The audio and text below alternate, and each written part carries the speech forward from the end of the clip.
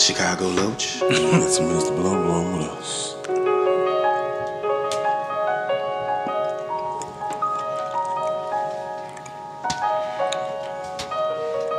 You were snubbed by. Is it my turn to wish you were lying here? Hey. I tend to dream You have a message when from. I'm not sleeping. That's what P said. Is it my turn? Inside joke.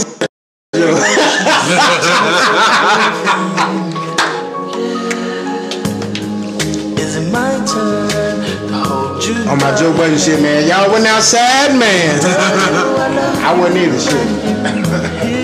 It's that night mood shit right here, boy. When this dropped, like 91? 92, bro. Totally understand. 92. You walk out of my life. Not Let doing me turn this old sensual ass shit off, man. All right. Do not adjust your dial. Welcome to another episode of Boulevard Ave Radio. I am your host, Old Man Logan. It's your boy King B. It's the Kid Gas Station P. All right. And welcome to episode number 28, y'all. First things first, man. I gotta, say, I gotta wish our former cameraman well on his future endeavors. Cameraman Will just left us, man. I don't know what's going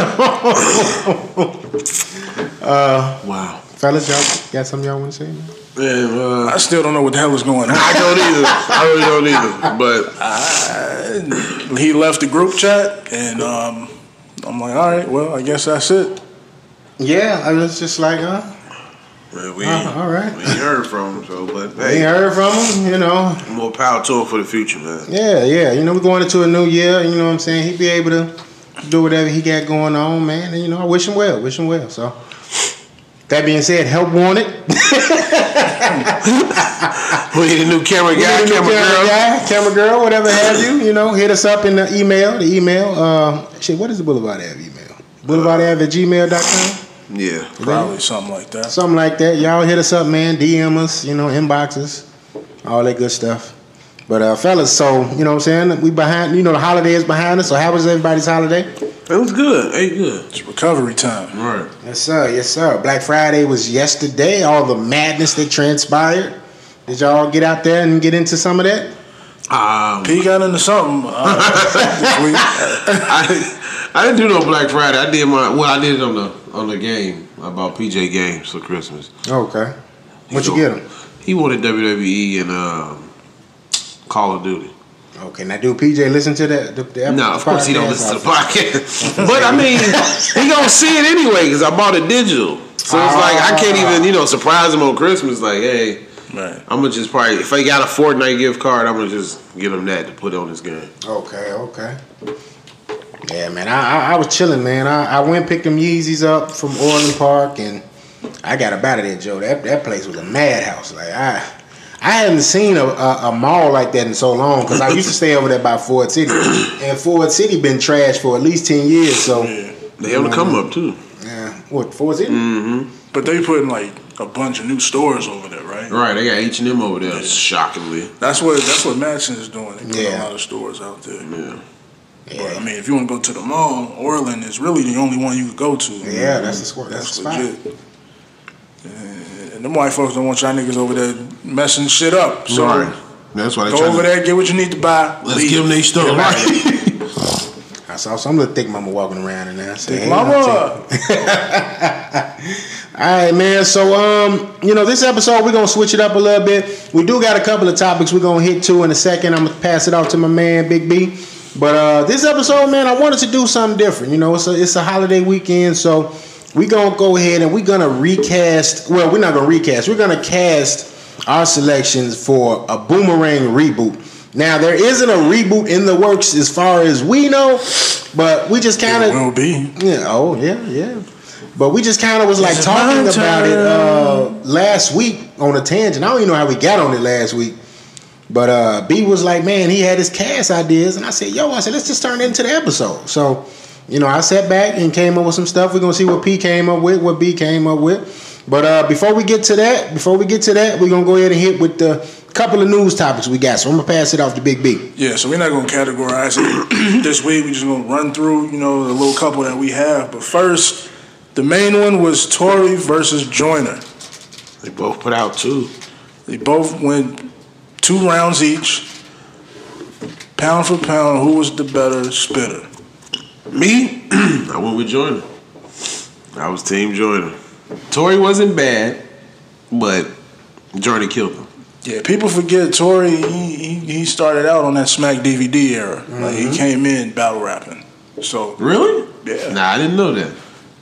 I mean, you I think a think singer can just come with bars like? Nah, he got bars, bro. Yeah. Tory definitely showed that he can compete, but Joyner definitely got the better of him, I think.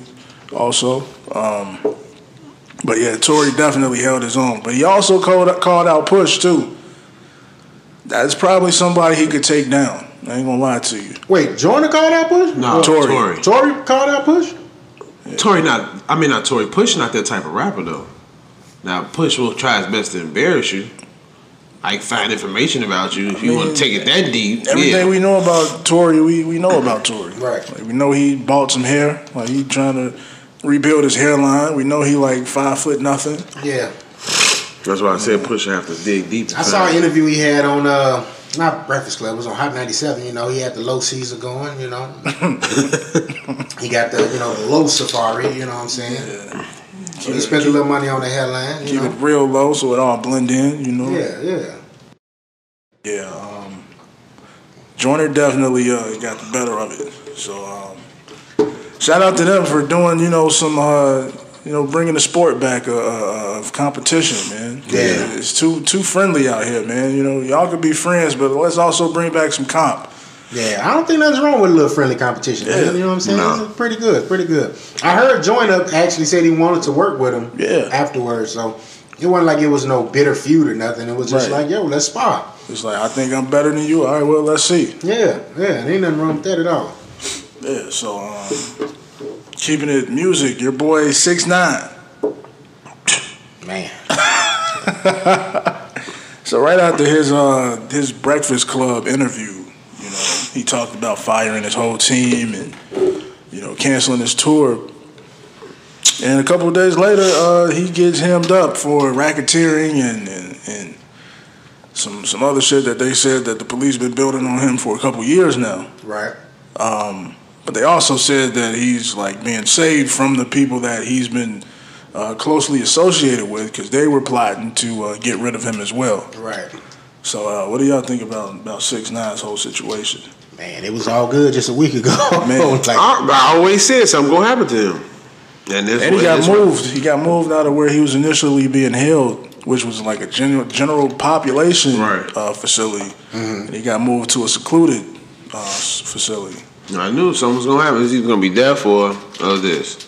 I don't know if somebody out of his camp tried to kill him. I don't know. From the charges that was mentioned, they said he was looking at life. Yeah. I don't think he's looking at life anymore. They said he was in there singing. Oh yeah, he did the clean. He said, "What he tell him? I give you my whole." He said, "I gave him the whole bank account, my whole bank account, 1.7 million." Man, please give me. He was like, "No, just tell us what you know." So if he go out here singing, that means I'd rather be in jail because you can't go back on them streets because your rapper is over with. Is it over though? It's over with. I don't know, if people man. find out he snitched. Ain't nobody about to stand next to him anymore. Real niggas didn't really care for him anyway. They just knew how to make money off of him. They really don't give a damn about him now. Right. Because you gonna have people like 50 gonna be like, I ain't fucking with you. Casanova gonna be like, oh nah, I ain't fucking with you. Right. He ain't gonna have nobody to fuck with. He gonna have to really probably go pop if he go. You know what I'm saying? If he's staying in the game. He's getting there though. No, I'm talking about pop as in. You can't talk about blicky, sticky ickies and all that shit no more. You gotta just be on some Justin Bieber singing about love or some shit. He also put himself in a tight spot because, when you put yourself in that type of light and, you have these people close to you for so long, they know your family too. Yep. They know where your mom stay, they know where your baby mom stay, they know where your kids at, your cousin, whoever. If they want to touch you, they'll find a way to hurt you. They're gonna hurt somebody that you love. You're right. You put too much around him. Right. So to know everything, everybody know every move he doing, and he just being goofy. and not seeing this shit. So, and see, me personally, like I when I was rapping, right, like I never wanted a heavy quote unquote to come and hear me and be like, all right, I'm finna get behind you, because you gotta understand what goes with that. You know what I mean? Because you their problems become your problems become their problems, right? But it's a favor for a favor. Mm-hmm. So when the boat is going down, you're supposed to go down with the boat, right? You know, whether you doing all of the other stuff that's going on behind the scenes, you know what I mean, that they might have going on. Like they said 6ix9ine's crew did, like as far as trafficking and all that kind of stuff, you know, it's gonna be seen as, all right, yeah, you were benefiting from that. You know what I mean? Right.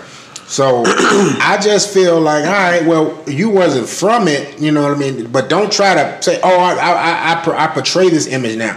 You wasn't saying that shit before. You're not an innocent victim right now. No, don't cry victim now. Like, you know what I'm saying? Because you, when everything was all good, you was rolling. You was scum game, whatever they was called. Treyway. You know, now you want to tell us, okay, you made up Treyway. Like, come on, brother. Like, just knock it off. You was blood gang, all this other stuff while everything was all good. You know? So, but that's what comes with not necessarily with dealing with them type of people, but if you're not of that ilk and you're not from the streets, you know what I'm saying? You have to really make a sound decision. Like, people be willing to sell their soul, man, just for a little flash of fame. Right. And we got to get past that. Like, you know what I'm saying? And then there was somebody on Facebook, they was saying, they was like, yeah, snitching ain't cool, but I can understand why he's doing it. No, I can't understand why anybody would tell, because you knew what the circumstances were when you signed up for this. Absolutely. So you either you take the consequences that come from what you did, or you know what I'm saying. And what's blowing me is people. Oh, he built a school in Mexico. He donated money. He was passing out foods to people and shit. Man, fuck all that. You trying to be this guy. And then when you come here, you want to do nice, positive shit instead of being seen by the real niggas over there. You know, you go here, you want to play games with the blood members and shit like that, so they finna fuck you up. Fuck all that shit. He supposed to been doing that and kept his life going. Stop trying to be something you're not.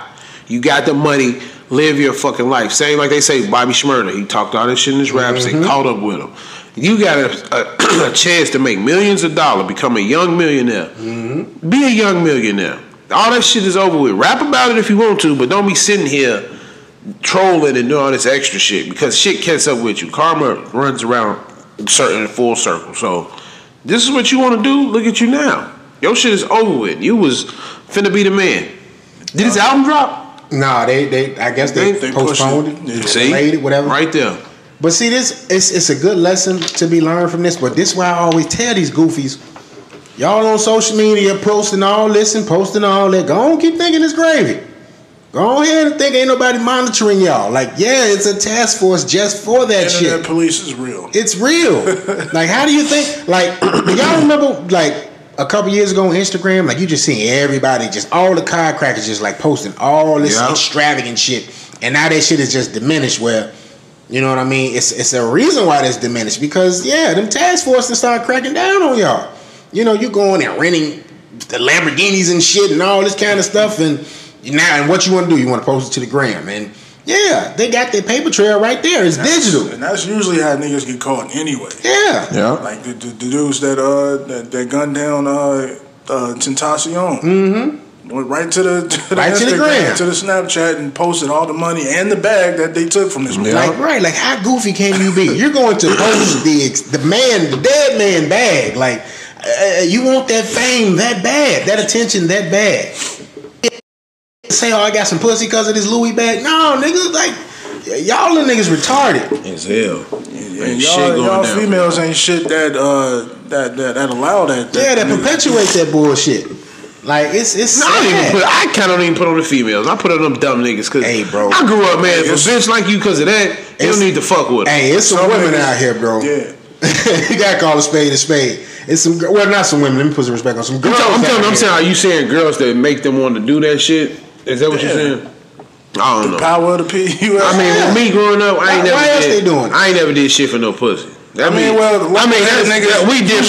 different, of course, but these motherfuckers do it for pussy and whatever. They just fucking lames to me, man. It's just like the Niggas do a lot of dumb shit to impress females. Yeah. Like showing off these Louis and Gucci belts.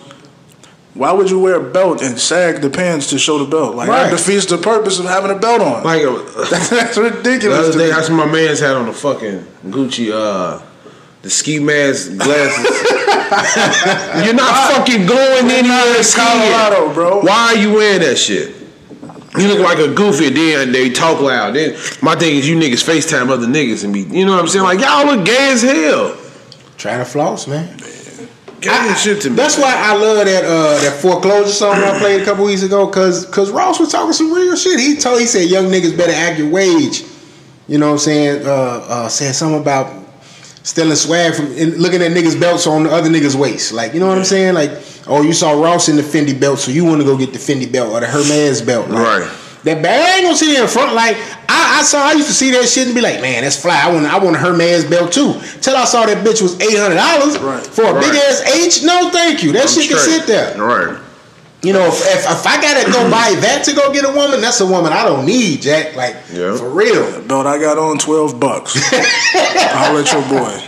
You know what I'm saying? Keeps my pants up. That's all I need. So people gotta relax, man. But overall, I feel like we're ending 2018 with two very not positive, but two strong messages for the youth going forward into the new year and just beyond. Because you saw what happened with the death of Triple X. Now you're seeing the demise and the, you know what I'm saying, the empire, the crumblings of what's happening in the 6ix9ine. But you saw that before it even got started. Yeah. Just how he behaved. People told him. That's the killer part. You know, the thing with Triple X is unfortunate, but the brother should have had some security with him, man. I'm sorry.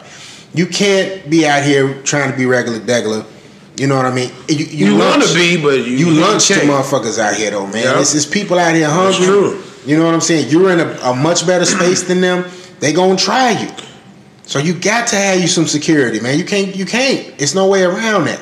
You know what I mean? And with 6ix9ine, you getting the lesson of don't perpetuate these false narratives of yourself. Be yourself. What's wrong with being yourself? You know what I'm saying? Like, I'm just a nigga that buys shoes. I ain't gonna sit there and floss and act like I buy every pair of shoes that come out. Right. You know what I mean? Buy what you like. I buy what I like when I can do it. I don't go and buy every Jordan. I hope everybody. That's why I stopped putting my shoes up on Instagram, because I'm like, yo, like, I don't want people to get this idea that, you know, Tim, you know, is accumulating such finances that I'm getting all of this shit. No, like, I get it. When it comes even to this show, people see us in a studio, they see us recording every week, they get this perception and they think, oh man, they must be doing this, and this, and it's like, brother, like, we just doing something we like to do. Like, you know what I'm saying? Trying to make it, man. Trying to make it. Like, the way we in here, you can be in here too if you pay for it. Right. You know, so just stop perpetuating these false narratives of yourself. It's okay to be you. And if a person won't accept you for being who you are, that's somebody you don't need around you. Yeah. You know, so I feel like that's the message that's being told at the end of the day with this 6ix9ine situation, man. And I hope I pray that the kids listen, man. And some grown motherfuckers need to learn that too. I ain't gonna front. There's some grown people out here need to learn that too. You know, so just be yourself. Just be yourself. And you know what I'm saying? Shit, life would be so much better. So much easier. So much easier. You know, trying to keep up a false narrative. Did y'all see that movie before? I'm gonna go off on another tangent real quick. Ingrid Goes West. Y'all gotta check that out, man. It's a great movie. Great movie about how people bullshit and perpetuate shit on Instagram. But check that out when you get a chance, man. But it's unfortunate with 6ix9ine, man. But I'd be lying if you know what I'm saying. I said the writing wasn't on the wall, man. I don't feel bad for the little motherfucker either. Man, we got anything else in the music? Just Diplomatic Ties by the Diplomats dropped on Thanksgiving, man. I've been banging that heavy. You know what I'm saying? You liked it? Yes. I didn't like it. Yes, man. It's because they're pretty older act, so you probably. It's like it's not that. No, it's a lot of old niggas out here. It's a lot of old niggas. Fabulous old nigga. He snap. Who? Fabulous. That nigga still look 25. Right. You ain't got shit to do with it. These motherfuckers keep rapping about. Like Cam was saying some shit about what he done back then, and like what? I mean, but at least he's saying back then. No, not like drugs back then. I'm talking about like in the industry back then. Just Like, I don't want to hear that shit, back then, he's saying back then. Man, tell me about the bitches you met on the south side this time, on the west side. He ain't been there. You notice he ain't saying nothing about being in Chicago. I want to hear some more cool shit, man. I wouldn't be in Chicago neither. It's too hot. Then he want this Kanye. I'm like, come on, you wasn't out there pushing work. Like, what? We know that Kanye was a college dropout. What the fuck are you talking about? But see, that's the thing though. This ain't the first time Cam then took a shot at Ye. He did that on this mixtape. I can't remember if it dropped last year or earlier this year. It was called The Program, and he kind of had like a little couple of sneak jabs at Ye on that too. Well, it ain't even sneak because he's saying his name. So, but Jones was. I like Jim. Man. I like Jim. Jones was getting on. I can say that, but I couldn't really. If I'm liking Jim out of every fucking person in the group, it wasn't a good album. But that's not bad though. Like it's terrible. You saying it like we got a group of like 3 or 4 people rapping, but I'm liking Jim's verse in every fucking song. Jim had the biggest single out of all of them. That's what I'm saying. It's not a bad thing if you liking Jones more than you like Cam. But to me, Cam was the man. I liked Cam more than Jim. He was. Then now I like Jim more than Cam because Cam just seems like a bitter guy now. Like I miss being this guy, but now it's like I don't know, but man. But see, Jim Jones been way more active as far as releasing music than Cam. So, that's true. You know, Cam, because I ain't gonna front. I love Cam, but Cam sound kind of dated on this album. It sound like he trying to find shit to say. And Jones was, I'm sitting here like, Jones was killing it. Like, you know what I'm saying? He went. It was all heat makers. You know what I'm saying? Oh yeah, I gotta check it out now. Yeah, it's all heat makers. Yeah, like I've been. That's all I've been playing this weekend, and it was just like a time warp for me, going back to the future. And then I don't like samples. Yep. And I don't like what's his name? I don't like Joel. Joel sound dated too. I never really like Joel's first and second. It's like Joel's is raw young. What was the second album? What the game's been missing or something like that? I really enjoyed that album. The first album, From Me to You was crazy. Yeah. I love the production on it. Yeah, but I think Jealousy was my shit on that. Jealousy, yeah. Love that song. Yeah, that was shit. You know what I'm saying? I felt like like this is a good. You know what I'm saying? This is a good representation of the Diplomats. You know what I mean? And I think if you're a Dipset fan, you'll find at least something on there that you like. I ain't gonna sit there and say you might love the entire project, but I do like how they kind of reached out. Like they had Tory on one song, they had Belly on another track. You know what I'm saying? Belly did the hook, Tory did the hook. You know what I mean? So it's still Diplomats as far as the verses go. But I enjoyed it, man. Diplomatic ties, man. Yeah. Is Hell Rail locked up? I don't think so. I saw he was getting knocked out. Yeah, 50 was talking about that shit. 50 was when to get the strap was running. He got shrunk. They had a concert, I believe. Was it last night in Harlem at the Apollo? And Joel's proposed to Kim Bella. With his teeth in his mouth? Yeah, he had the teeth in. You know what I'm saying? God, that mark was thick. I'm looking like, like Kim How old is Joel? He like my age, I think. He gotta be mid-30s now. Yeah. Because Cam and Jones gotta be like early 40s. He seemed like a 50-year-old that look young. Joel Santana. That's what drugs do to you. He seemed like a 50-year-old that look young as hell. Yeah. Drugs make you age, man. But Joel's is facing like 20 years, right? So would she have those charges are still pending. Yeah. So if she like didn't take, like, you ain't gonna not take the ring on stage in front of a sold out crowd and 80 people in the background, but he probably would have mollywopped her ass. Yeah, but she would have been wrong if she didn't take the ring. Like, I was thinking that, like, because this man is facing some big time. It ain't like he's facing. He think he finna have that pussy while he locked up? No, she gone, nigga. She fucking somebody else. I don't know. She probably do love him though. I ain't questioning. I mean, the fact that she wants to marry him and not say no, even though she know what's going on. Because they got kids together. I think they got 2 kids. I believe she loves him and not gonna mess that up. I mean, diminish his heart or whatever. What is wrong with this damn thing? Cord ain't working. But yeah, man. So I think that was it though, man. I don't think we got no other music this weekend. No. What else y'all got, man? This just in. Joakim Noah expected to sign with the Memphis Grizzlies. Well, fuck it. Let's keep it sports then. The Warriors then lost like 4 straight. Could this be the end of the dynasty? Oh, it is. B, now I know this your team, man. And y'all excuse me for chewing on the mic. But I Are we doing the Lakers? Is this like the Lakers and what was that? That last year when they had like Gary Payton and Karl Malone and all of them? No, when they couldn't bring it together to go ahead and get the champ. Because them dudes was old. These dudes, KD is 30. Together. Like, I don't even think he's 30. He might just be 30. Is he still sitting out Draymond? Maybe.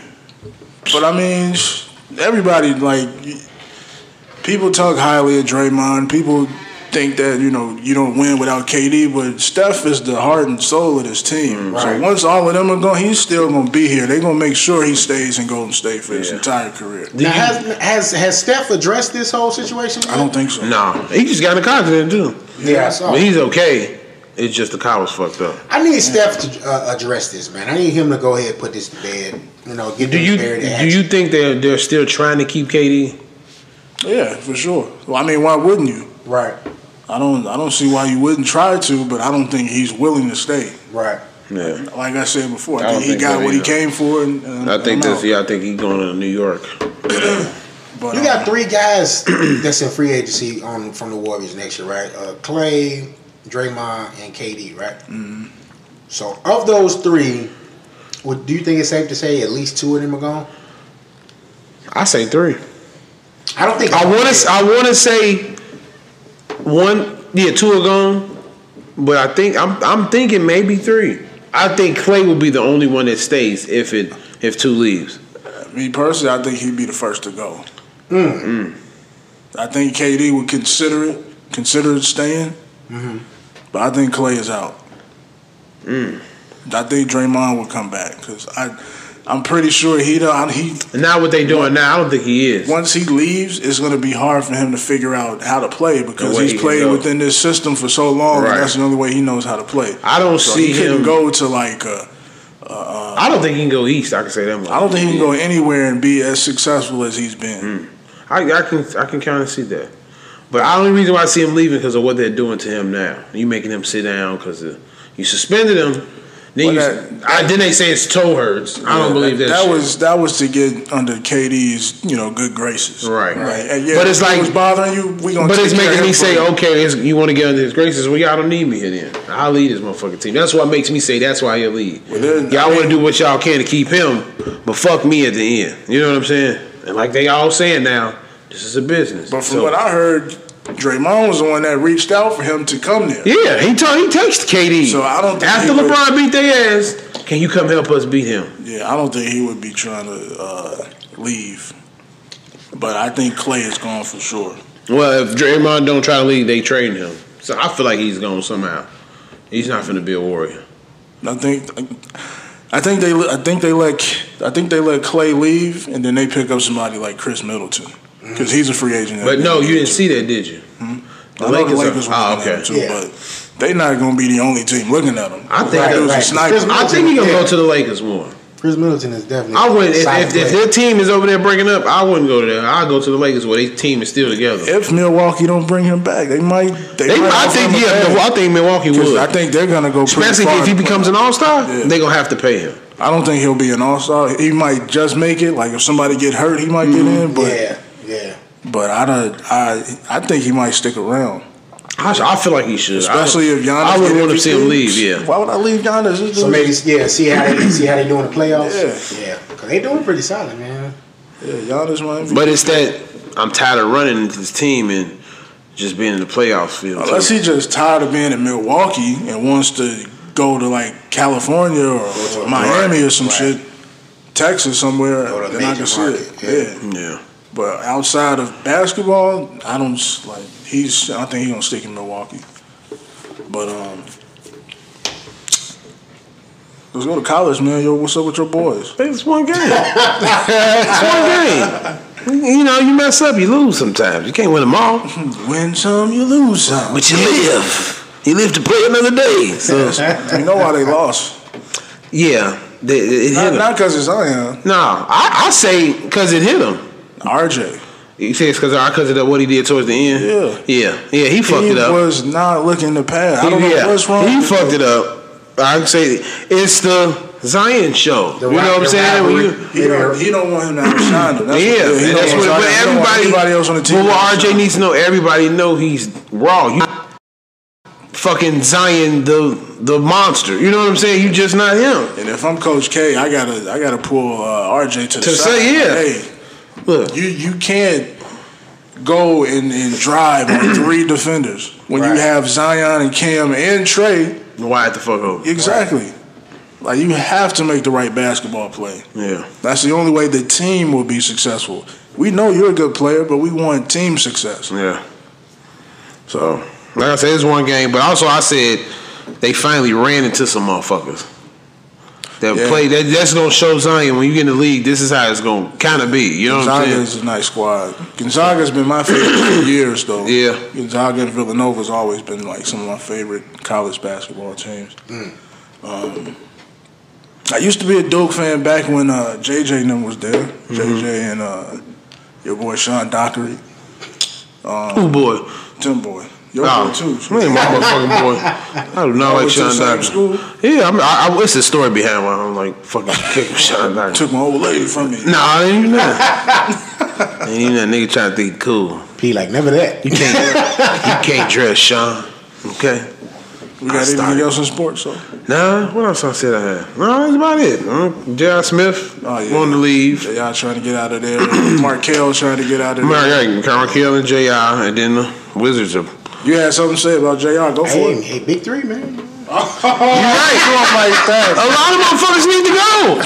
Nobody wants who wants J.R. Smith? Come on. Yeah, realistically, what team do y'all? Ice Cube, the only nigga that's gonna want him. J.R. can still shoot it, bro. He still got it, but he's streaking. He's always been streaking. His fuck ups, there's nobody got time for. Yeah, he's either gonna be really good for you or really bad for you. There's no in between time for him. I can't even see him on a team right now. Like, I don't see him with no fucking body. To be honest with you. Where do you see him? I'm trying to think like Indiana. I can't even see him over. I can't even nowhere. He could fit in LA. No, he can, man. You already got Lance Stevenson is J.R. Smith. But you know who is coming to LA, right? LeBron might veto that, but you know. Tristan Thompson coming to LA. Tell his boy to come through. You didn't see that at the end of the game when they played? Come here, Tristan. I got it set up for you. I'm gonna get you over there. Don't worry about it. Well, LeBron whisper at you. LeBron won't. That mean you coming? He won't booby. He ain't going. Who? Yeah, of course he won't booby. Yeah, but he gonna try to trade for Tristan just this year. Nah, man. Tristan was trying. He ain't got nothing to move though. Chloe, you got Chloe over there. He trying to be with his woman, trying to get his life together. Nah, LA probably the wrong fit for him. He go to the Clippers. It's cheating. Too much fun, bro. Right. But Chloe like keep his ass in Cleveland. That nigga cheating in Cleveland. We need to go to Indiana, shit. You know what I'm saying? Shit, that nigga to Montana. He'd get in trouble out there in Utah. Right. Hitting some Mormon chicks. But tell me y'all ain't fucking? No. But yeah, man, Markel in Philly, man, he trying to get out of there too. You know, they just brought in your boy Jimbo. Yeah. I don't think it's because of Jimbo. He said he wanted to start over. He's soft as hell. Markel Fultz is soft ass player. No, man, it was unfair. He came into a bad situation. Well, I mean, when he came in, he got hurt, right? When he played hurt. And then they was like, you know what, if you really hurt, maybe we should just, shut you down for the year and get you right. Because he had a severe shoulder injury. Then he came back this year. Everything looked good until like a couple games later, he had the same effect. Like he had a little glitch in his shot. So they're like, man, what the hell is going on? So I guess what it is like the motion going upward with his arms. He can't do it for whatever reason. Maybe so he does stop where he like pinballs the ball up to his shooting. To shoot it, yeah. Like he just pinballs it up. So you think he needs to stop? To stop hooping? Maybe this is it for him. Because that's the main thing you need. Yeah, His shoulder. Shoot. He's not playing bad right now. But if that's gonna be like a lingering injury, maybe you should stop and get that like fixed for real. Right. And go to a new team where you can get a chance to play because he's a point guard, but also Ben Simmons is your point guard. Jimmy is going to want to bring the ball up, and Joel Embiid is going to have to touch it. So he's not going to get a lot of touches in Philly. Right. True. So maybe he needs to get up out of there. Come on, if you get your shit right, man, come on to Chicago, man. We might have a spot for you. Right. We kick campaign off to the side. Get you up in there. So, let's touch on movies real quick, man. Lion King trailer hit us this past week, man, and I gotta say, I'm excited. I usually don't get excited. I'm excited. One of the best trailers because they didn't give us much. They gave us the beginning, and then I was just waiting on to hear Childish Gambino say something like, right? But we didn't get there yet. You ain't gonna I'm like, and then I really, what is it? We gotta wait till next year. They're gonna release something else, but I don't want to see nothing else. Now, I saw after that, I'm done. They got Lion King on deck. They got Toy Story 4 on deck. They got Captain Marvel, Avengers 4, Dumbo, and Aladdin. So Disney, big year for Disney. Big year. You know, I'm excited though, man. I'm right there with you, man. What you think about the other ones? I'm looking for an Aladdin trailer that was similar to the Lion King one because the Aladdin trailer we got was like a teaser trailer. So I need just a little bit more. You know, I don't expect them to, reveal the genie just yet. You know, you can hold off on Genie. You know, maybe you can have him say something, but don't show him just yet. I don't know if I'm ready for that. But I was talking to my guy yesterday, man. I'm like, honestly, I gotta put some respect on Will Smith's name, man. I don't see nobody else that could do that job. As far as out of the actors that's at least gonna be willing to take on that task. You know, Robin Williams did a hell of a job as Genie. So, I'm not expecting Will to eclipse that. But make his own. But if he can at least get close to it, make it his own, I think Will can. Will can. Yeah, right. I can't think of nobody else that can. And especially the way he is as a person, just like the Genie is Will. You know what I'm saying? It's like Robin Williams at that time. The Genie is Robin Williams. And you have these two different genies that can, be their own. Like if you threw Kevin Hart in there, he'll be acting, doing antics, and it's like, no. Yeah, you know what I'm saying? I couldn't tolerate it. You wouldn't like it. I like that the fact Will Smith is the Genie for this movie. Like, I just hope wondering how he finna look. That's the only thing I'm trying to figure out. I'm looking forward to it, man. I mean, we had The Passing of Stan Lee. That's going to perpetuate those movies in itself. Because when you get to that montage at the end of Avengers 4, I'm pretty sure we're not going to get the montage at the end of Captain Marvel. We'll definitely get it at the end of Avengers 4, where you basically going over, you know what I'm saying, all of the movies from over the past 20 years in Marvel, theatrically, that, you know what I'm saying, stand over 20 years, actually, if you count stuff that's outside of this universe, but, but you get to that montage of him just like making his little guest appearance in every movie. The waterworks is gonna start, man. You're gonna be, you're gonna be a big kid in there watching that, and that's gonna drive us even more to the movies to go and see it. You know what I mean? And Dumbo and all of these movies, it ain't like these no slackers neither. These are Disney classics that we're getting live adaptations now, and Disney's, man, they poised to have a huge year coming up. So I'm right there with you, B. I'm super excited. I'm ready to see it too. Disney, the powerhouse. The powerhouse. That's it, man. We got for the topics, man. So we could just dive right into the main event, the main course. Main event. All right. So before we go ahead and start breaking everything down, let me throw on the little quick trailer of Boomerang. Just to refresh some of y'all memory, refresh some of my eyes too. No, really, I shouldn't come to your party, really. Oh, Christy, don't play. I shouldn't be in here, I'm not ready for this. I mean, are we by ourselves in here? Of course we're by ourselves. Come on. Christy. Marcus, spend the night with me. Oh, Christy, no, it's just too soon. I can't.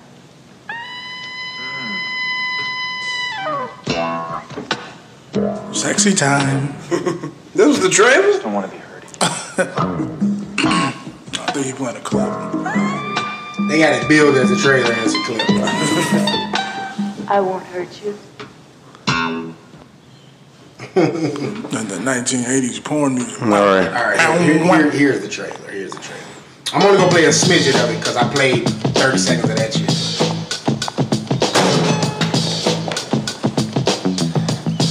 If love makes the world go round.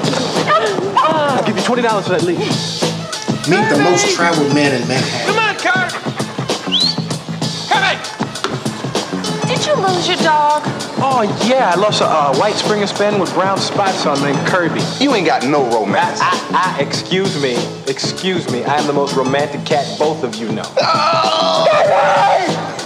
Wait, let me give you my number, because I'm not going to be able to sleep until I know you found him. Do you have a pen? Do I?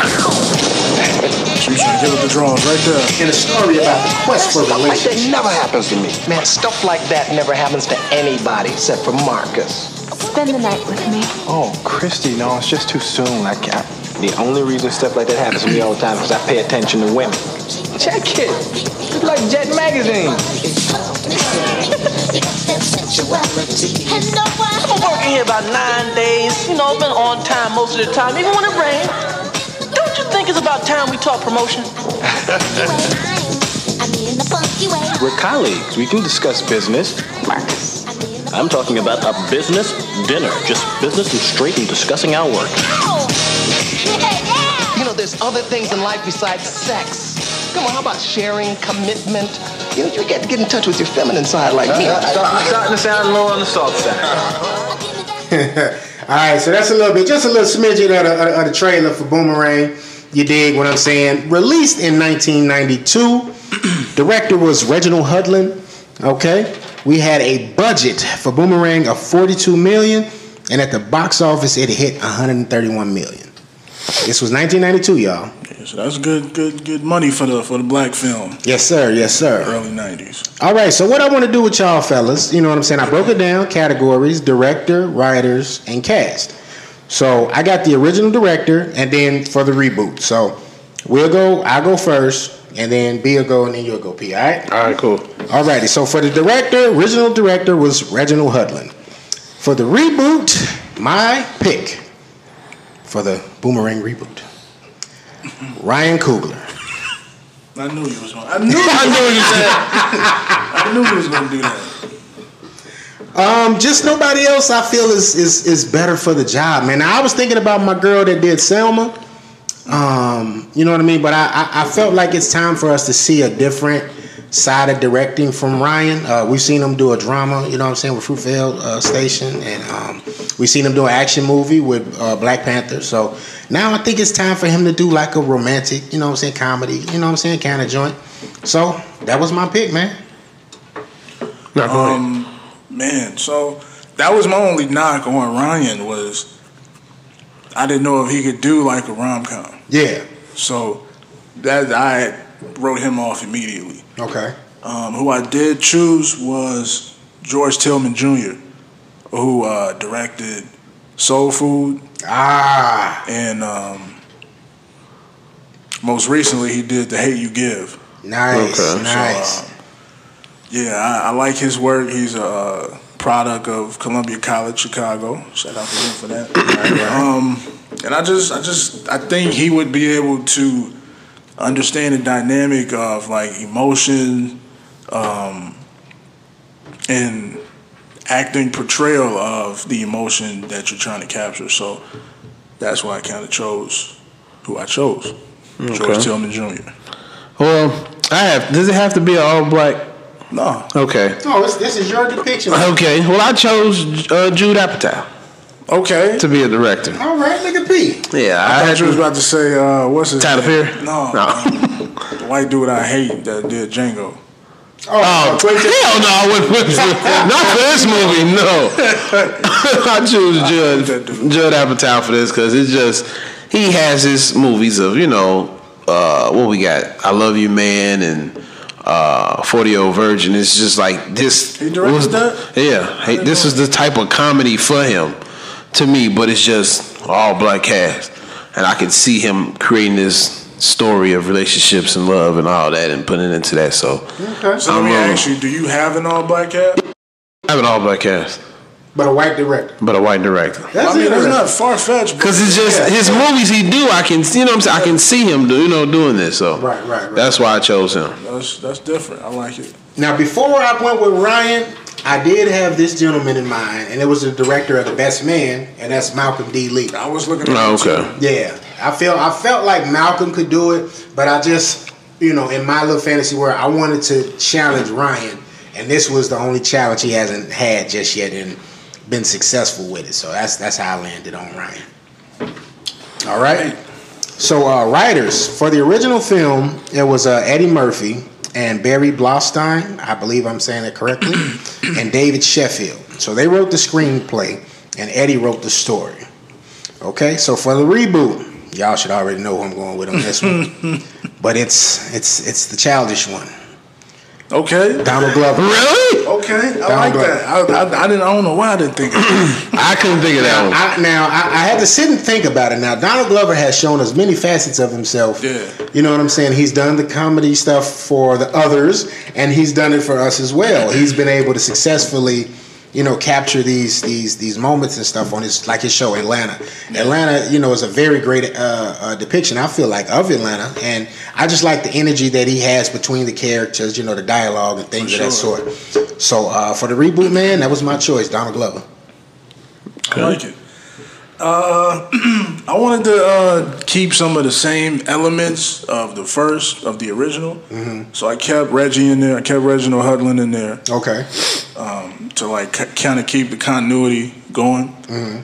I inserted Issa Rae. I put Issa Rae in there because I know she can put some comedic relief in there and not make it overwhelming. Make it just flow. Right. And third, I put myself in there. Okay. So I can get some credit in there too. Put some respect on B name. Put some credit in there. There you go. But yeah, Issa Rae would probably be like my main ingredient for that, though. We on the same page with that because I definitely thought about Issa Rae. I thought about it too. I was thinking about a writer. I like that. With mine, I chose the legend himself, Eddie Murphy, to do it again. Okay. But also with Paul Mooney. To give us some real original, also just real shit. You know what I'm saying? So it'll be real, all right. So I'd like to see that's interesting. Paul Mooney and Eddie. You got Paul with this director. Right, you got Judd Apatow. I can see it. Eddie Murphy. I can see Paul Mooney. I can see it. This is crazy. This will be a wild one. That rated R. Like, work tremendously, or it's gonna, bomb. Right. It's gonna be one or the other.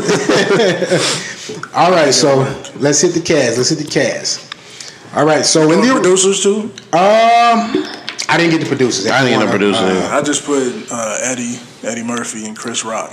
There you go. Okay, yeah. I'm with that. I roll with that as well. Okay, so let's hit the cast. Original, we got to start with Marcus, and we all know that was Eddie Murphy.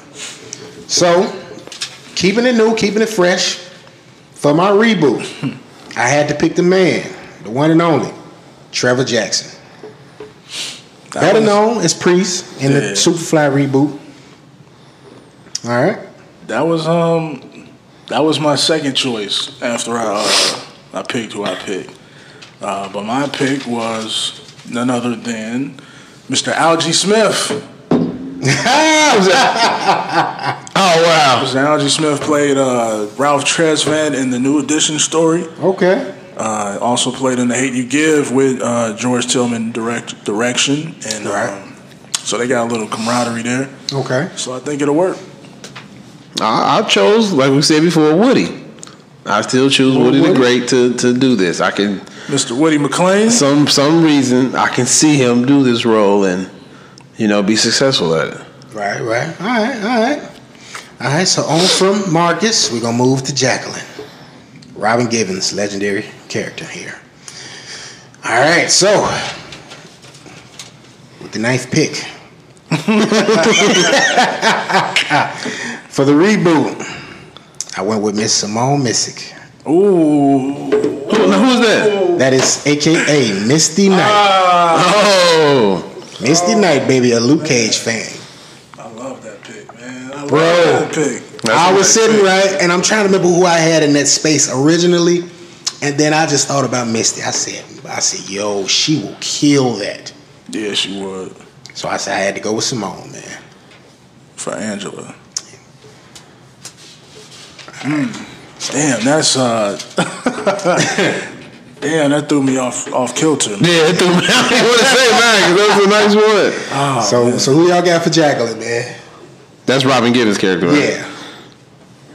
Oh, you use her for Jack. That's for Angela. No. That's for Jack. I'm trying to Jack go. Robin Givens' character.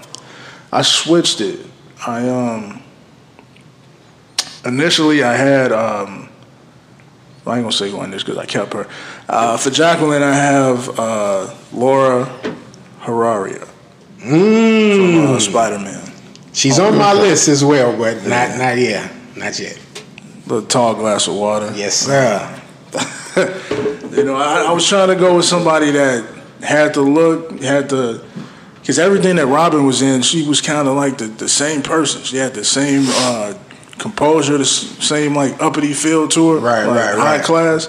So I wanted to go with somebody who had a similar image to that. So she was the only one that I could really find. Okay. Well, my pick was Miss Kerry Washington. I chose her. I feel like she will. The way she look, it makes me think about her and what was that movie with Chris Rock? They had together. Sometimes I love my wife or something like that. I think I love my wife. My wife, yeah. And it's I don't know, that look.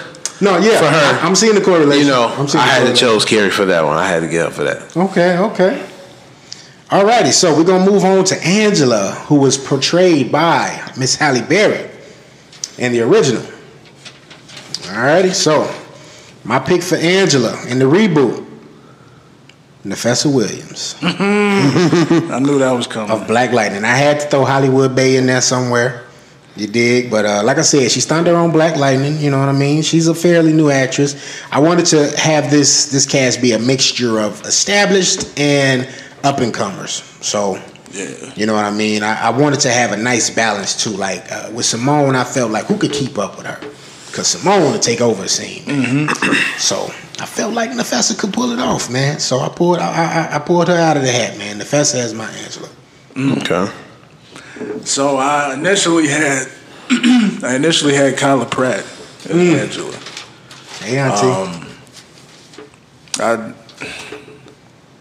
Once I saw that I could fit Laura into the Jacqueline role, I moved the person that was Jacqueline to Angela. Okay. Which is Kat Graham, who played Jada Pinkett in All Eyes on Me. Okay. It's a nice. She got a couple of new flicks on Netflix, so she's definitely building up her catalog as one of the better actresses, younger black actresses. Yeah, man, I just think she would definitely. She looks the part. She kind of has that, again, that personality. That's big on what I was looking at is how they carry themselves in other movies and how that would translate into this one. Right. And I also wanted them to be younger. So pretty much everybody is like 32, 33 and under for my cast. So, yeah, Kat Graham. Okay. Yeah. I think Simone might be the oldest one on my cast, but just like when we were talking about it, I think that was last week, P said something about that should be like an older woman in the reboot. And I kind of agreed with that. So you wanted to have like that seasoned vet that could pull the finesse on a young guy like that. So that's why I went with Yeah, and I think Kat is in her 30s. She might be like 32, 33. Yeah, that's a nice pick though. What you going with, P? My Halle Berry is Tiana Taylor. Okay. I can see her as that, just that look, when she got the short hair, and I feel like she could pull off that look, and she the homegirl. Okay. You know what I'm saying? So. And I got Tiana on my cast as well, but not as that person. So so I got Tiana as the homegirl. Okay. All right. So was it Gerald, or whatever? David Allen Greer's Gerard. Yeah. So for David Allen Greer's character Gerard. You dig what I'm saying? I had to go for the reboot. Had to get my mans in there somewhere. Since I already got him in there writing. You dig? Nobody else could play that socially awkward character better than Donald Glover. Nobody else. I felt like it was only right to have Donald in there. So we had to put some respect on his acting chops too. You dig? And have him in there as Jared. The Gerard pick was easy for me. It was easy. I went with my man. Tyler James Williams. That's a good one. Everybody Hates Chris. Yeah. Look right there. That's nice. That's nice. Yeah. Get my man in there. He's I think he's like 25, 26. So I I think he would be a good fit for it because Algie's like 24, so all of them would be like within the same age range, Right. between 25 and 30. So That's a good one. Okay. I was with Tim on this one. I picked two people. My first pick was Keegan from Keegan Michael Peele. If I throw an older guy in there just to play the part, and probably switch it up as big cousin or something like that. Mm-hmm. But also, my main pick was Donald Glover. I chose Donald Glover to play that. See him dressed up as David Allegretti the same way and all that. So I chose like him too. Pull that off, man. And I don't know why I was able to picture this, but like I could like picture the scene between him and Professor Williams, and it was just kind of like, yo, that comparison, like. You could see why they wouldn't work, but they would try. Like, right. Halle and David Allegretti did in the original. All right, so moving on from that pick, we're going to get to Tyler, which was portrayed as Martin Lawrence in the original. All righty, so for the reboot, my pick is Tyler, is the hometown hero, the Chicago kid, Lil Rel Howery. I didn't even think about him. Lorel of the Real Show and of Get Out fame. So, my pick was I wanted to keep it with a comedic guy, so I went with DC Young Fly. Okay. I went with Lil Rel too. I chose Lil Rel for Martin. Only reason why I chose it because his show made me think about how Martin, kicked off with his show, and I could just see Lil Rel play that part as I just see him in that as that character. Okay. Oh, DC got more of the comedy that I think fits that, and I've seen him in movies like the Christmas movie he was in, and the comedy wasn't like overwhelming. Right? He doesn't overdo it. I like how he. And I wanted to see that. I never saw it though, but like you said though, like even from the trailers, you can tell like it wasn't like an overhyped depiction of him. Like he was just like he had his moments, but it wasn't like overwhelming. So. My bonus on this though, for this character, like me and you were talking about it earlier, I was gonna go with Jason Mitchell at first. Yeah. But I said I want to kind of throw Lil Rel in there somewhere, so went with Lil Rel. Alrighty. Alright, so here we go. This way it get interesting. For the casting of Strange, who was portrayed as Grace Jones in the original, I had to put some respect on her name, man. And I had to get the lady that did the fade dance. Tiana Taylor, man. Wow. Tiana Taylor. I felt like just from her showmanship on her concerts, and she has a lot of movies that have come out this year, man. Like I was looking like she did a Honey sequel, Honey Rise and Dance, excuse me. She did the movie Hit the Floor. She was on that show on Fox Star from 2017 to 2018. Then she was on the After Party on Netflix, and she was on The Breaks last year. So I had to go with Tiana, man. Yeah, she could do a lot. I felt like she could really encapture what Grace Jones did in that role and bring that out. Now, if I'm not mistaken, like Strange, it was, I don't remember it precisely, but she had like a little comedic relief in there, right? Mm-hmm. So I kind of went out the box. And instead of, to replace Grace Jones, I went with Miss Leslie Jones from Saturday Night Live. Yeah, I can see that. She's tall. I definitely can see that. She got that spike hair she can wear. Yeah, I can see that. She's tall. So I thought it would fit. Okay. And I could see her like trying to push up on a young Marcus, like come get some of this, man. Yeah, I can see that. That would work for me. Yeah, that would be a good pick. For my Grace Jones, I got Rihanna. Okay. I got the great Rihanna. She's dealing to fashion and the perfume, so I could see her do it, and then just her sex appeal of being like that, just taking what she wants. That's what like confused me. So like, I don't know if it was. Do y'all think Grace Jones was like attractive in the film? I mean, back in the day, they act like she was. Yeah, they used to make it seem like Grace Jones. She was like an eccentric character to me. Man. Grace Jones has her own like sexy look. Like she's in her own little lane with that. I think she can be sexy, but you know what I mean. She didn't look bad. She just looked she weird. Does that erratic shit. Yeah. You know what I'm saying? And Strange was like this. I think this super duper. You know what I'm saying? Like her on steroids, if you will. So. All right. So for the the role of Nelson, who was portrayed by Godfrey Holder in the original movie. Okay. Now, for those of y'all who don't know who Nelson was the guy, you know, that was Marcus's assistant. Okay, the bald head, light skinned gentleman. So, for Nelson, I went with P Main Man, Who? Lakeith Stansfield. Wow. You know, you might know this guy, Lakeith. He's from Atlanta. He's from Get Out. He's from Sorry to Bother You. And he's also, which was to my surprise, he's also in the Girl in the Spider's Web movie. Mm-hmm. So, you know, another guy that has history with Donald, knows how to portray these, you know, eccentric characters well. I couldn't think of nobody better. It's a solid pick. For mine, I chose to go with Mr. Corey Hawkins.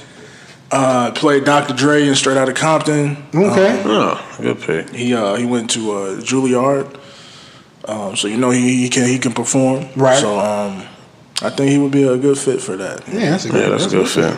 I chose you seen She's Gotta Have It, the show on Netflix, right? I'm familiar with it. Yeah. I chose Cleo Anthony, the light skinned cat that was a photographer. Okay. I chose him just because of how he was in that movie. I could see him play that kind of the same role as the assistant in this one. For sure. So Okay. yeah, I like this one. I chose him. Like that pick. All right, so moving on from Nelson, we going into Miss Lady Eloise. That was portrayed by Miss Eartha Kitt. Rest in peace. Rest in peace. Legendary. For the reboot, could think but for one name. This is the one I didn't have to go back and forth on. I went with the lovely Jennifer Lewis. Ooh. That was a good one. I was trying to decide on if I wanted to use her for that or for Mrs. Jackson. Okay. Ron's parents. Yeah.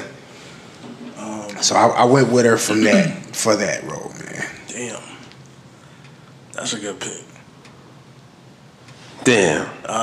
Man. All right, so for mine, I decided to go with Mrs. Cheryl Lee Ralph.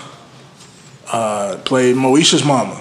Nice. Ooh, okay. That's a nice one. So yeah, go ahead and then rock with that one. I picked who I like to see do something different. You know, as far as how Eartha Kitt character was, Felicia Rashad. I picked Felicia Rashad just because the attitude she had in Drake video showed a little something different, and then it made me think about to see her as Eartha Kitt. You know, trying to get her young Marcus something different, but some more. A little mellow, mellow with it. So first time we would kind of see her in that light, too, right? She ain't really did like no rhyme. That's why I said I would like to see her play in this. But I feel like Felicia can pull this off. Okay.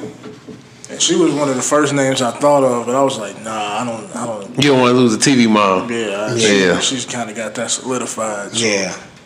Okay. Alrighty. So moving on from Miss Lady Eloise, we're gonna go into Boney T, portrayed by the legend Chris Rock in the original. So for Boney T, I went outside the box a little bit, and I got my boy Marcus Scribner, who plays Junior in Blackish. Okay.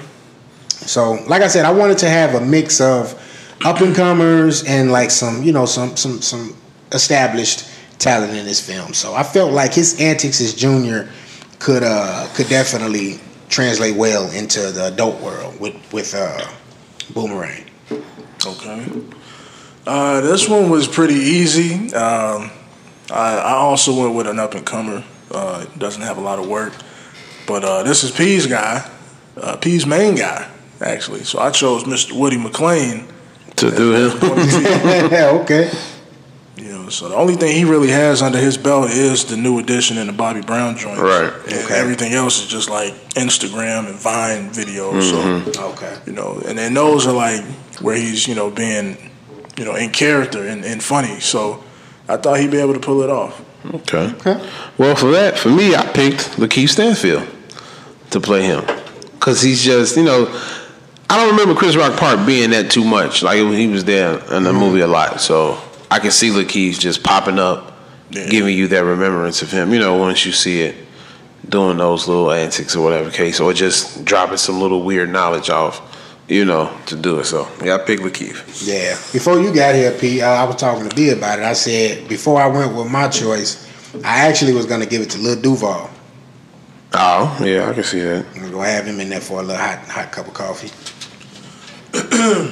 All right, so moving on to Yvonne, which was played by Tisha Campbell in the original. Now, I had a split, man. I had two girls. I felt like one would kind of be a little too old for the spot, and I felt like one we definitely haven't seen her in this space yet, so it'd be kind of interesting. But I went with Black Panther's little sister, man, Letitia Wright. Really? Okay. I never heard her speak without her accent, so I don't know. Yeah. Like, would you have her keep it or? I don't know. I think I would try to have her keep her accent, but try to do it with a little, try to intertwine a little Ebonics in it, maybe, where kind of she'd be able to pull that off. The other person I had was Tiffany Haddish, who I know could do that, but like I said, for the cast, she might be.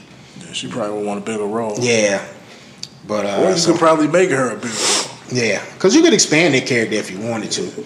But I wanted to have another face in there, whereas it's some familiarity with the director, and then it's a different side of them. Not a side of them, but a different type of character than what they originally played. So that's why I went with Letitia Wright. Yeah. So for those who don't know Yvonne's character, that's Tisha Campbell's Martin character, who was Marcus's neighbor. Right. Who Marcus did have some type of situation going on. Right. And every time that Marcus brought a new girl over to his place, she'd be out there, yeah, girl, don't mess with him, he a dog, blah, blah, blah. And the only girl that I could see doing that snapping and head shit, Keke Palmer. That's a good one. I like that one. That's a good one. That's the only person I could see doing that to perfection. She could definitely do that. So, yeah, that's what I'm rolling with. Yeah, I had two. I had Jess Hilarious and Tiffany Haddish for my Tisha Campbell. I like Jess Hilarious for that. I can see either of those two as it, but if we wanted to go new and up and coming, let's give it to Jess. Yeah, I like Jess for that. Yeah. Alrighty. So for the role of Hammer Time, aka Christy, who was played by Leah Rashawn in the original film, I picked our homegirl. B picked her earlier in the film. Laura, how do I say her last name again? I really don't know. I can't help it. Harrier, or whatever. It's messed up because she's from Chicago, too. Yeah, I'm trying to put some respect on her name, man. She went to Evanston. Yeah. But that's who I picked for that role. And, as B said, she's from Spider-Man Homecoming, and she was also in Black Klansman. So that's who I picked for that spot. For that one, this is somebody you guys probably do not know. And she's probably the youngest cast member that I have here at 22 years old. Adriana Alexis. She played in 13 Reasons Why. She was the black girl, the second. Oh, okay. Not the one that got raped though. The other one. I got to split that bitch, But yeah, she pretty girl, man. I think she would definitely fit that role. Okay. Where's she at? Yeah, I see why you went with that. Yeah. Okay. So nice. Yeah, that's the one I'm rocking with. With my pick, I chose Tessa Thompson to play lead. That's a good pick. That's a solid pick. I got Tessa. He's out here getting good, good mid-rounders out here. He ain't getting second rounders. He ain't getting lottery picks. He getting good, solid players, getting good contribution.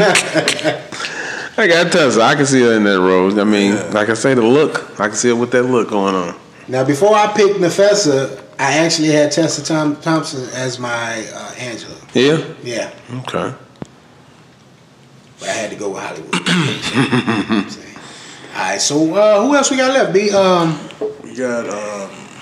Because I just had the 11. Gerard Parents. Yeah, Mr. and Mrs. Jackson. All right. So I'm going to freestyle that one off the top. They were played by John Witherspoon, and I can't remember the actress name. What was her name on Martin? BB something. I can't. But they always had her and John Witherspoon together. Like you said, they was on Martin. Mm-hmm. They was on Friday. You know what I'm saying? She wasn't his wife on Friday, but they had her in Myra. Her name is Myra Martin. What was it? Last Friday or something like that? Friday after next. Friday after next. She was on that one. So off the top, Sweet Dick Willie. let me see, man. I think I'm gonna go with Terry Crews. Okay, you went a little younger. Yeah, I'm going with a little younger. Terry Crews and Wait, who was your who playing Gerard? Donald Glover. Okay. So it's like Young Pop. He had him when he was young. Right. 16. Yeah. So Terry Crews and you know what? Fuck it. I might as well just steal Everybody Loves Chris and Tachina Arnold. How the fuck you just are you looking at my thing? No. I picked the same two. Swear to God. I picked Terry Crews and Tashina Arnold. Just fuck it. Just because they have good chemistry, like and then from what's her name? And I want Everybody Hates Chris. Just thinking off the fly because I'm like, all right, Myra and John Witherspoon, they always had good on camera chemistry together. So I can't think of anybody else that would have that kind of chemistry with Terry. So right, yeah, I chose them. I just went with like some good actors that are older. So I went with Clifton Powell as the as Mr. Jackson, and who did I go with Miss Jackson? Alfred Woodard. Okay. Okay. I can see that. That would Mariah be Dillard. That would be right. Stokes. Yeah, I like that pick too. So, P, well, we know. That's crazy. You damn near picked the same people. We all got like at least one person from our cast, like, you know what I'm saying, that's on there. That's crazy. All right, so that would be the cast. From there, like I said, man, I went all out, man. I found out some information about the soundtrack, the original soundtrack. So the original soundtrack was released by LaFace Records, and it was executive produced by L.A. Reid. So a little bit of backstory if you don't know about LaFace. That's, Babyface. That's L.A. Reid. Did Babyface's wife have anything to do with LaFace? Tracy? I think so. Okay, Tracy Edmonds. You know what I mean? Babyface brothers, they played like roles in the record company as well. They were artists. Yeah, they were artists. So that's who did the original. And the original Boomerang had music by PM Dawn. Let me just go back to it. Is it my turn? I've been doing that all day. You know what I'm saying? They had a who's who of R&B at that time. You had Babyface. You had Shanice on the song. You had Keith Washington, PM Dawn. Grace Jones did a track for it. You had Boyz II Men, who had End of the Road on there. Probably the biggest hit on that soundtrack. Yeah, you had a young Tony Braxton who was on the come up. Mm-hmm. Johnny Gill, and you had a Tribe Called Quest, man. That's sick. So basically, everybody from 90 to 93 that was hot, they're on this soundtrack. They're on this soundtrack. So the soundtrack also went triple platinum. You know what I'm saying? Very successful soundtrack. Who did L.A. Reid executive produce it? Yeah, he executive produced it. So put together a great soundtrack. Like I said, like you just said, a who's who of artists that were like killing it in the early 90s. So with the reboot soundtrack, I had the task of finding an executive producer that could, since it's a young cast, and capture what we trying to do with this film. So I had to go with none other than the light one, Mr. Aubrey, excuse me. Who the fuck is that? Wait, he's the executive producer? He's the executive producer. Oh my God. It's executive produced by OVO Sound. So it's Aubrey Graham Radio and 40. That's gonna be my executive producers. All right. I wanted to keep it because we did keep a lot of the original people that were involved in making the movie. Mm-hmm. I wanted to grab some people who were kind of relevant in the 90s to put this together, along with like some new sounds. So I have Mr. Teddy Riley and Mr. Hitmaker. That's Young Bird, right? Yeah. So I had them collab up and give me a good product. That's a good dose of old school and new school. Yeah, I like that. Well, I want to say kind of he's kind of the newer, older version of Teddy Riley when it comes to picking hits like that. I chose my main man, Bad Boy, Diddy, to do the soundtrack, to put it together, and you know, Hitman. Yeah, I got him. I got Diddy on there. I thought about Diddy, but since just taking a look at my cast, and I have a young cast here, you know, I said I need somebody that can capture this for a new generation. So that's how I landed on Drake. So my cast, I don't know if y'all went as far as to like put the artist down. You want? I got the artist. I got track names. Oh, you got track names? I was thinking about doing that, but I'm like, nah. On B list then, because I ain't even get track names, but I just put down the artists I would want to be a part of the soundtrack. So I'm gonna just you know, go down the list of my artists that I want on there. Gotta go with Drake. It's OVO Sound producing it. Next Door, The Weeknd, The Internet, Daniel Caesar, Her, Black, Rihanna, Division. I initially had Bryson Tiller, but I'm going to substitute Bryson for the new purple one, Miguel, Nicki Minaj, and we got to throw a throwback on there, PM Don. But they both, no. Ain't one of them dead? Yeah. The fat one, right?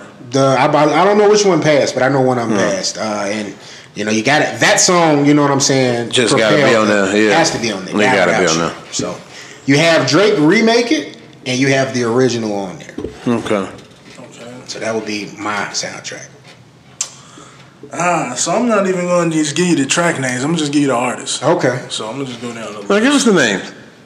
You want the names? Yeah, we want the names. Go ahead and give us the names, bro. All right. Track 1 is called That Comeback. It's That Comeback. And that's featuring Ty Dolla $ign and Wale. Yeah, all right. That's a nice pairing right there. Track 2 is called You Don't Love Me. And that's featuring Jasmine Sullivan. Track 3 is Back and Forth. And that is Summer Walker and Bryson Tiller. Okay. So he was on there a little bit? Yeah. Next track is I Got Needs. And that's Her. The next track is Boom. And that is Chris Brown and Tory Lanez. Yeah. The next track is So Far to Go, and that's Joyner Lucas and August Alsina.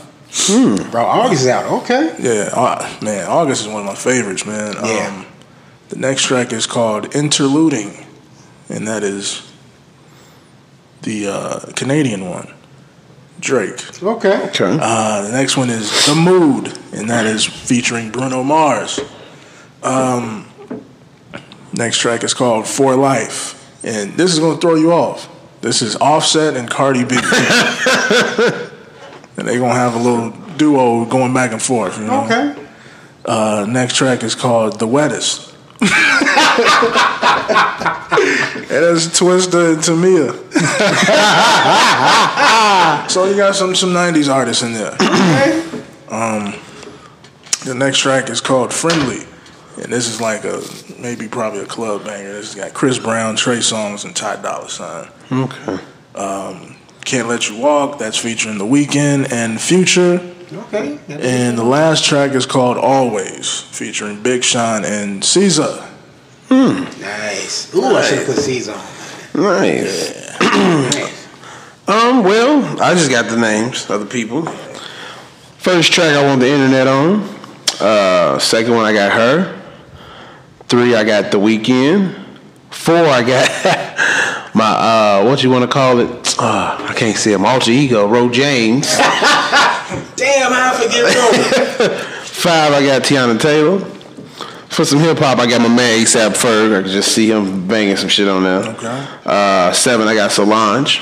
For 8 I got Ty. Even though they're not together anymore, I got Janae Aiko and Big Sean. They broke off? Yeah. I didn't know that. I got them. I got Chris Brown featuring Miguel.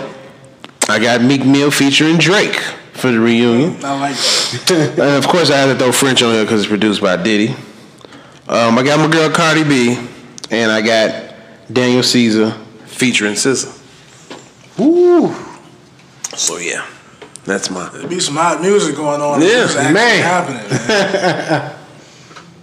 man. So yeah, man. Yeah, that's it, man. Shit. That's our views on a reboot of Boomerang. What type of budget do you think you would have to have for it? All right, and see, now that was the thing. I'm like, all right. You'll make it the same movie as well? Him being in marketing, everything, all the same. Storyline? Yeah, I would keep the storyline similar. Maybe a similar, or you can translate it to music. He could be some type of music exec. That's what I was thinking. A&R. Yeah, because I was looking at Brown Sugar, so it would be like similar to that base, but then have the Boomerang effect to it. Yeah, because you could easily have that.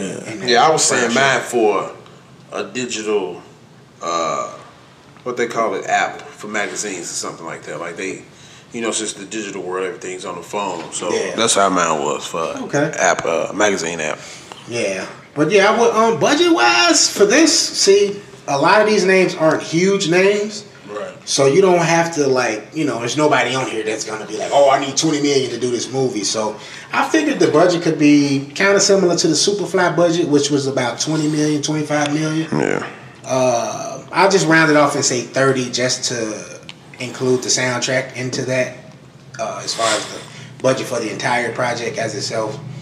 And I think it's a recoupable, enough budget, you know what I'm saying, where they're gonna recoup that. So yeah, me, I would probably want to have like a bunch of extravagant shots. It would be a lot of new elements incorporated into it that wasn't in the original. So what I would want to do probably would be costly. So I'm thinking upwards of like 60, 70 million. Okay. And see, I wanted to expand on certain characters. So I get what you're saying with that. Yeah, so this movie would probably be 2 hours, or close to 2 hours. Because with the Yvonne character, I would want to say, all right, well, how do we get to this point with her and you know what I'm saying, Marcus? That backstory. Yeah, you know what I mean? Give you a little bit more. Because Jacqueline just kind of disappears in the movie. Like, you don't know what the fuck happens with her. You know what I mean? All you know is, Marcus end up getting with Angela. It's the same with the homies. You know what I mean? You don't really see them too much towards the end of the movie. So you would probably see some expansion on some of the characters, based upon how they were cast. But man, I think 30 could get mad done. What about you? I say about 40, 35, 40. So with yours being the biggest, P, you got to expect a nice little size at the box office. So if you had to realistically, gauge what you think your film would make, what do you think it would make? First week? You got to figure out we can say first week. You can figure out the release, fall, winter, spring, whatever have you. All that kind of good stuff. Yeah, it would definitely be it would probably be a November release.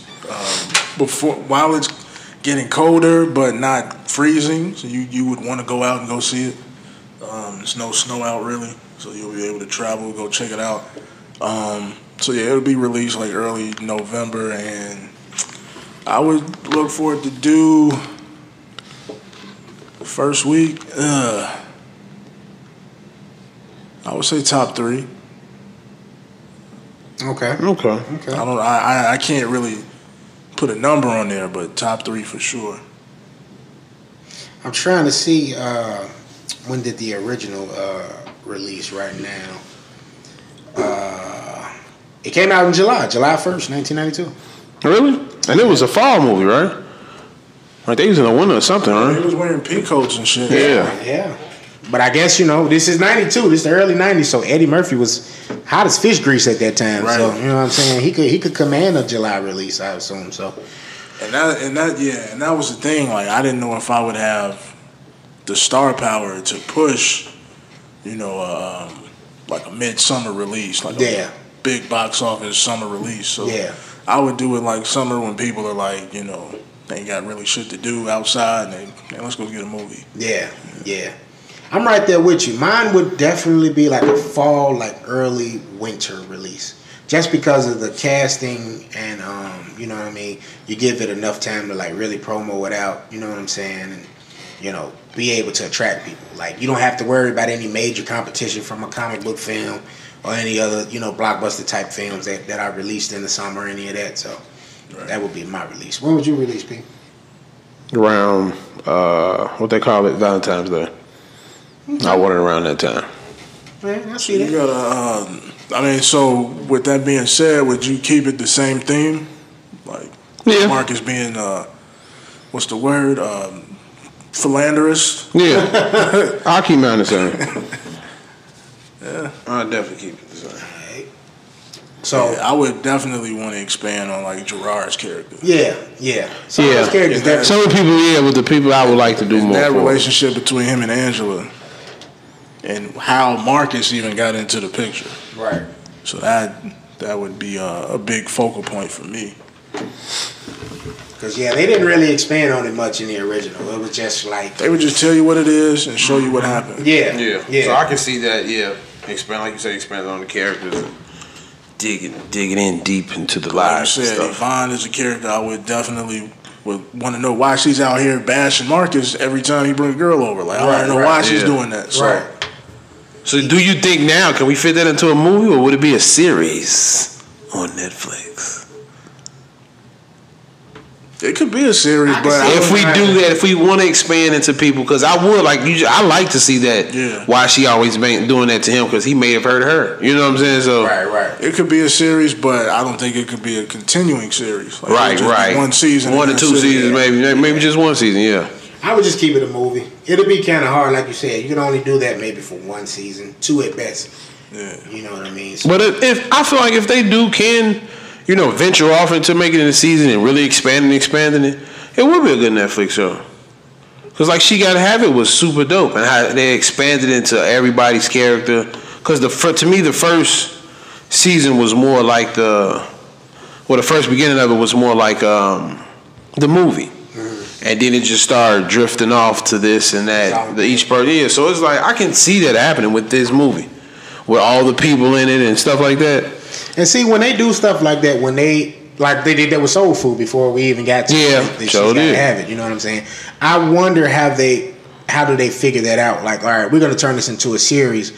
What part of the movie are you focusing on? Like, you know what I mean? Are you focusing on the beginning part, middle part, end part, or is this the after events of the movie? Of the movie, yeah. You know what I'm saying? So maybe if you were turning it into a series, you would do maybe the after effects. But me personally, I would just want to make a movie. Yeah. I think a movie of that, with some expansion on some of the characters, will be the way to go. Yeah, you can do it and take some of that, extra shit out.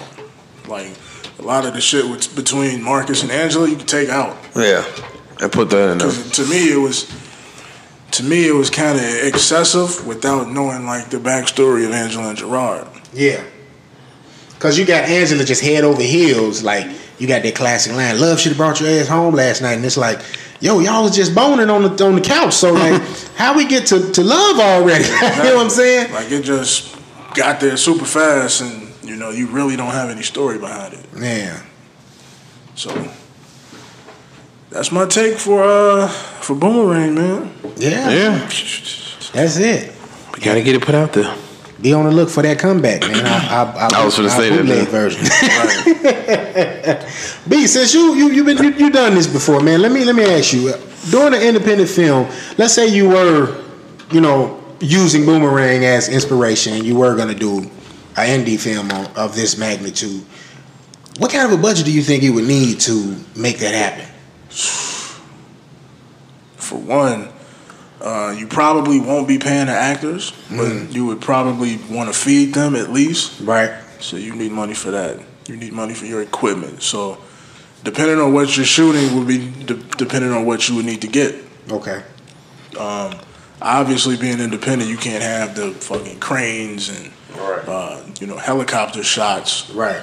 But I think you can get it done roughly on a cheap side, $20,000. Okay.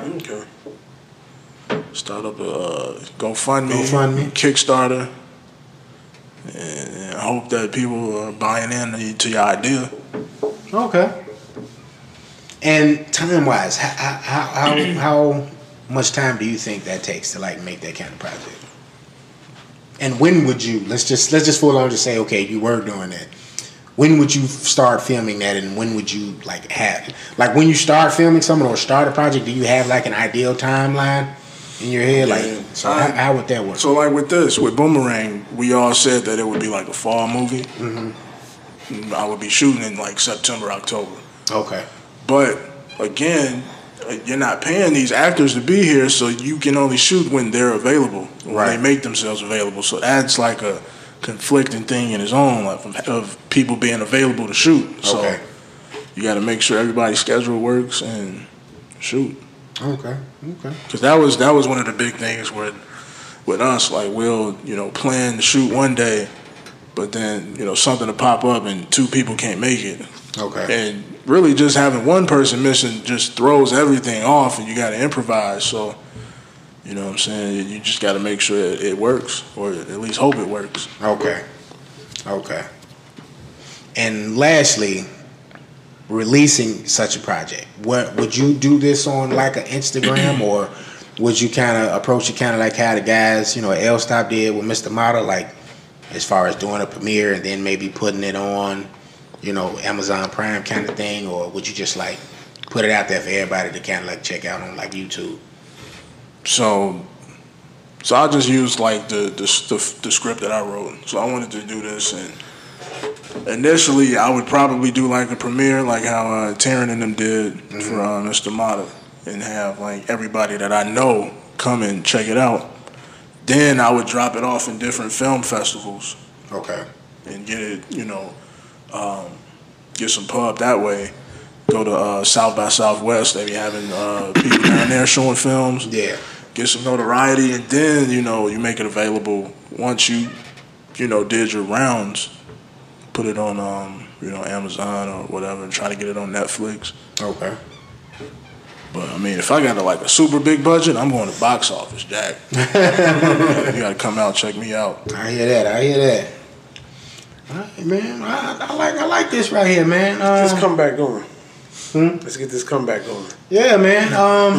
And like I said, when I ain't really expand on it when we was in our group text, but I was telling B earlier before you got here, like I feel like this is kind of like if we were to do like a movie show for our channel, like this is kind of what I would want to do. Yeah. Where it ain't just reviews, where it's kind of like us like going into the drawing board and like casting, doing our version of casting. So yeah. That'd be dope. That's why I wanted. That's why I was like so like, yeah, this is what I'm doing. You know what I mean? Really like researching and like, and you know what I'm saying, figuring that shit out. But you know what I'm saying? Our listeners out there, y'all listen, y'all hit us up, email us, call us, you know what I'm saying, on the phone line, and let us know what y'all think of this episode. You know what I mean? Because this is kind of an experiment. And if you have your cast, kind of write it in the comments or something. So yeah, who would you like cast? Some of our picks? Let us know. Let us know. What's the number? What's your pick? 872-307-3828. Hey. All right. 3828. Y'all make sure y'all know what I'm saying. And I'm gonna let y'all know right now, people that listen to this podcast, I am gonna text some of y'all personally and ask y'all to, comment, send a voicemail, whatever. Oh yeah. You know what I mean? And let us know what y'all think of this episode and what y'all think of what we the people we cast and the soundtrack ideas and all that good stuff. And if y'all ultimately would think this would be a good show that you would want to check out on our YouTube channel. All right?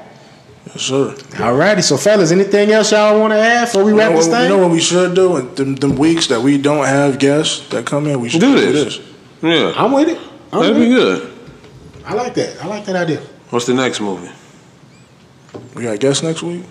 Your boy. Yeah, we do. Oh, yeah, we do. Okay. If I mean... The next movie we gonna pick an action. Niggas been bailing on us, so if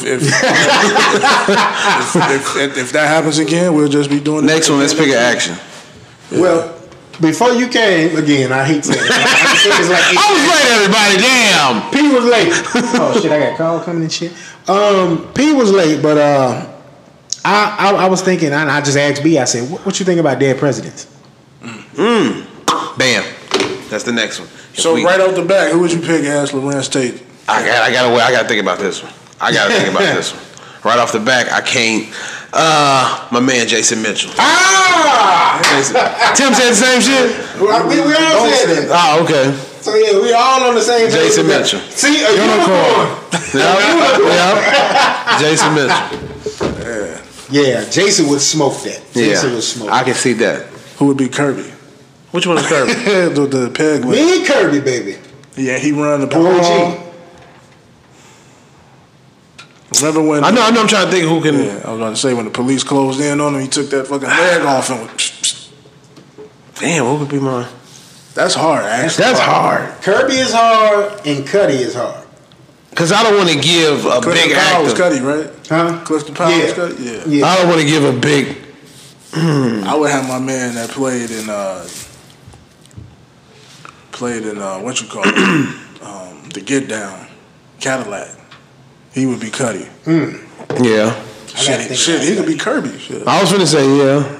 I got to think about this one. I got to think about Cuddy. I'm trying to see who I want to say Clifton Powell as Cuddy, but not Cuddy, Kirby. But I want to go a little differently. I'm trying to think of somebody. That's going to take some thought. I know for one, though, it's definitely Jason Mitchell is definitely going to be. He's definitely going to reinstate, yeah. Let's try to see who be. Let's just try to. One more person. Who would be the new Chris Tucker? What was Chris Tucker's character name? I forgot. Cleon. And who would be Cleon? I don't think Cleon is significant enough to where we'd have to get that perfect. But Chris Tucker's character, I would probably go Lakeith. Yeah. Damn, Lakeith is good. I think Lakeith would be great at that. I was about to say DC, but So you don't want to put him in there? Yeah, I want to say somebody else outside of who, Lakeith is kind of like one of them go-to guys. I'm trying to think of somebody else. it ain't really too many comedic actors out there. No, it ain't. It really ain't. But My director might surprise If I'm picking, I ain't even picking him. It'd be weird as shit. who did? Hannibal Buress to play Hughes him. Brothers did it. Oh yeah. So my director might surprise you. Seth Rogen, somebody. Jordan Peele. That's not far That fetched ain't at bad. all. That ain't bad at all. I would go with Jordan Peele. But we ain't gonna get that away on this episode. Well, gave you enough. So. Gave you enough. So y'all make sure y'all tune in, man. Like, share, subscribe, leave a review. Okay. Once again, the number is 872-307-3828. All right. And you know what I'm saying? Make sure you subscribe. Boulevard Ave TV on YouTube. And we just want to thank y'all, man. Hope y'all had a great holiday. We, you know what I'm saying, heading into the we just gonna close out this 2018, man. So we want to end it on a bang, man. Yeah, it's gonna be a great next year. All right. So make sure y'all call us up. Yes, we got that number for a reason. Please use it. All righty, episode number 28 is in the books. I am your host, Old Man Logan. It's your boy King B. And it's the kid, Gas Station P. All righty, check y'all out next week. Peace. Oh no.